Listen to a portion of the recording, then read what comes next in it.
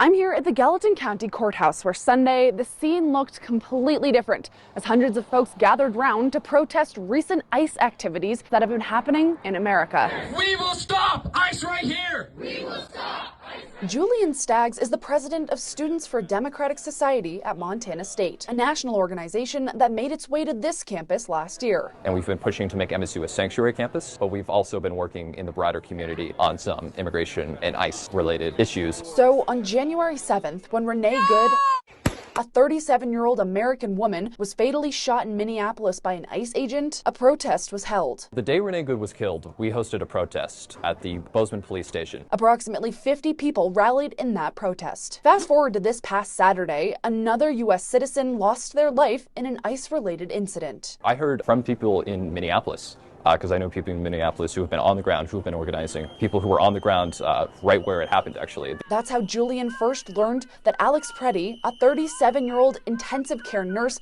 was shot multiple times and killed by ICE agents.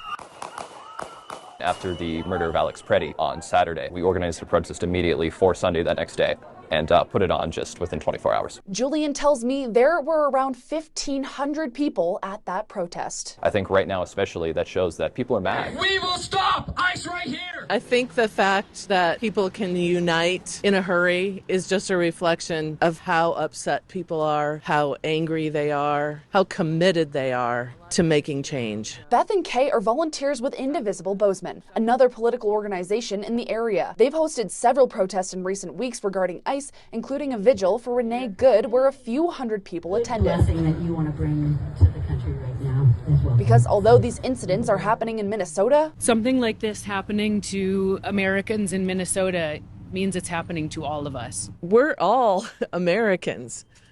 We happen to be a state away, but I think if you watch anything in the news, we can all relate to all of that. I reached out to other political organizations in the area to get their thoughts on Alex Preddy's death, such as the Gallatin Valley Sentinel and Take Back Bozeman. They have yet to respond. I also reached out to Senator Tim Sheehy and Steve Daines. They both provided me with statements. Daines' statement reads, "The shooting in Minneapolis is a tragedy and should be fully investigated. I'm glad President Trump is directly engaged in the situation and sent border czar Tom Homan to Minneapolis. We must continue to support law enforcement and fund the government in order to avoid a shutdown this week." Sheehy's statement begins, "It's heartbreaking to see another avoidable tragedy unfold in Minnesota. As is standard with any fatal law enforcement encounter, there will be a full investigation. I strongly urge Tim Walz and Mayor Frey to cooperate with ICE so we can avoid future tragedies and facilitate safe and orderly enforcement of our immigration laws." And for Julian, he says the protest held Sunday was a success, but the work doesn't stop there. What we need is a mass mobilization of people